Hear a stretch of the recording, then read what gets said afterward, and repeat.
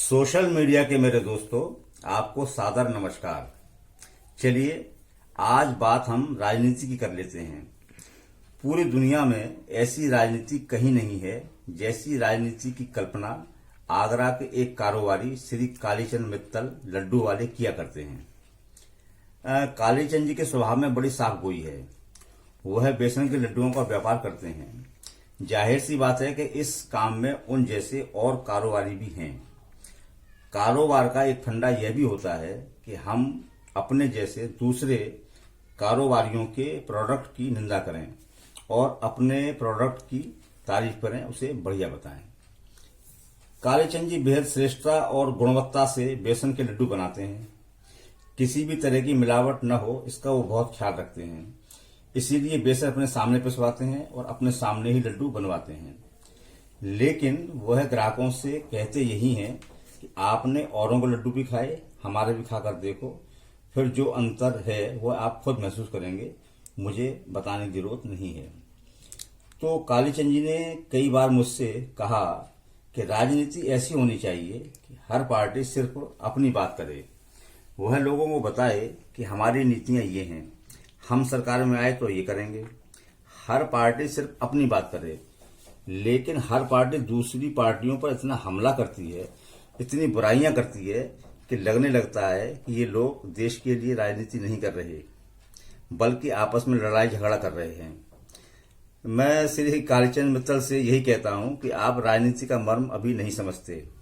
खैर चलिए, अब मैं यहां से वर्तमान राजनीति, खासकर कांग्रेस और भाजपा, या फिर कहूंगा राहुल गांधी और मोदी पर, यानी नरेंद्र मोदी पर चर्चा करता हूं।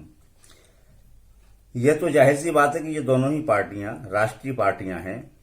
दोनों में जबरदस्त प्रतिस्पर्धा है, या कहें कि लड़ाई है। राहुल गांधी भाजपा को, संघ को और मोदी को जबरदस्त घेरते हैं। वे उनकी बहुत तीखी आलोचना करते हैं और पलटवार में मोदी और भाजपा के दिग्गज नेता राहुल पर तीर चलाते रहते हैं। बताया जाता है कि भाजपा ने राहुल को पप्पू सिद्ध करने के लिए हजारों करोड़ रुपए खर्च किए या बर्बाद किए। भाजपा आईटी सेल ने ऐसे झूठ फैलाए जो बेशर्मी की पराकाष्ठा थे। आलू से सोना बनाना, इसे राहुल के नाम से फैलाया गया, जबकि यह लफ्फाजी मोदी की थी। यह मोदी ने ही कहा था कि मैं एक ऐसी मशीन बनाऊंगा कि इधर से आलू डालूंगा, उधर से सोना निकलेगा। और मैंने सोशल मीडिया पर कई बार लोगों को ये चैलेंज भी किया है कि अगर आप ये सिद्ध कर दें कि आलू से सोना बनाना ये बयान राहुल गांधी का है, तो मैं आपको 5 करोड़ रुपया दूंगा। लेकिन कोई भी अभी तक ये सिद्ध कर नहीं पाया है। ठीक है ना। तो ये इस तरह के झूठ जो है भाजपा खूब ढंग से फैलाती है। खैर, राजनीति अब बदसूरत होती जा रही है। राहुल गांधी भाजपा पर जो भी कटाक्ष करते हैं, उससे हर बार भाजपा के लोग बेचैन तो होते हैं, लेकिन ज्यादा तीखी मिर्च भाजपा को तब लगती है जब राहुल ठीक वही बातें विदेश में होते हुए कहते हैं। तब पूरी भाजपा उन पर टिड्डी दल की तरह हमलावर हो जाती है। वह राहुल को देश का गद्दार और देशद्रोही कहने लगती है।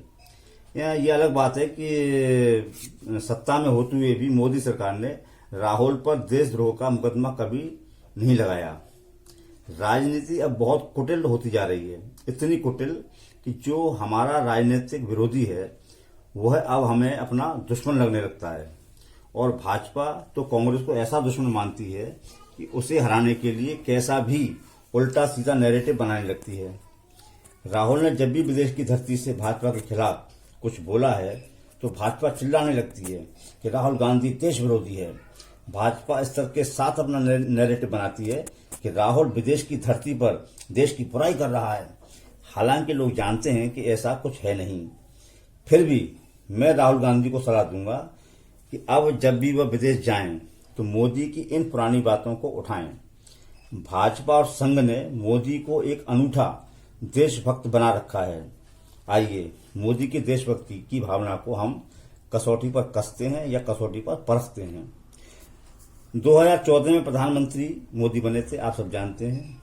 तो 2014 में प्रधानमंत्री बनने के बाद मोदी 2015 में शंघाई यानी कि चीन गए थे। तो वहां मोदी ने क्या कहा था मालूम है आपको?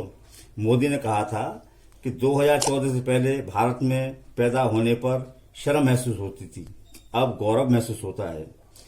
इसके बाद मोदी साउथ कोरिया के सोल में चले गए थे, वहां भी उन्होंने कुछ इसी तरह का बयान दिया था।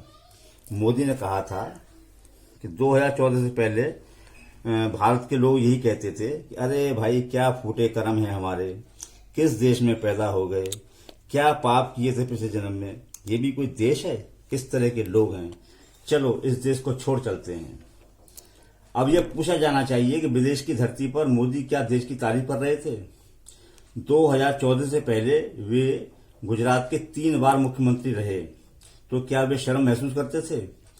क्या उन्हें पिछले जन्म के पाप याद आते थे? हमेशा गौरवशाली रहा है हमारा देश भारत।